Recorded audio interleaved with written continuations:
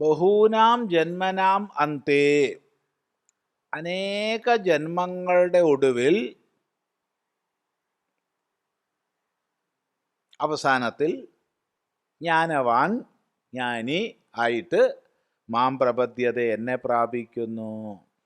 ഒരാൾ ജ്ഞാനിയാകുന്നത് അനേക ജന്മങ്ങളിൽ ചെയ്ത സാധനകളുടെ വിചാരത്തിൻ്റെ ശ്രവണ മനനാദികളുടെ ഫലമായിട്ടാണ്.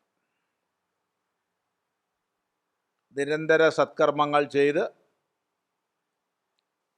നിഷ്കാമ കർമാനുഷ്ഠാനം ചെയ്ത് ശ്രവണ കീർത്തനാദികളെ ചെയ്ത് അങ്ങനെ അങ്ങനെ അങ്ങനെ അങ്ങനെ ഓരോ ജന്മത്തിലും സഞ്ചയിക്കുന്ന പുണ്യവിശേഷത്തിനനുസരിച്ച് നല്ല സംസ്കാരങ്ങളെ പ്രാപിച്ച് പതുക്കെ അങ്ങനെ ബഹൂനാം ജന്മനാമന്തേ, അനേക ജന്മങ്ങളുടെ ഒടുവിൽ ജ്ഞാനി മാം പ്രപദ്യതേ, എന്നെ പ്രാപിക്കുന്നു.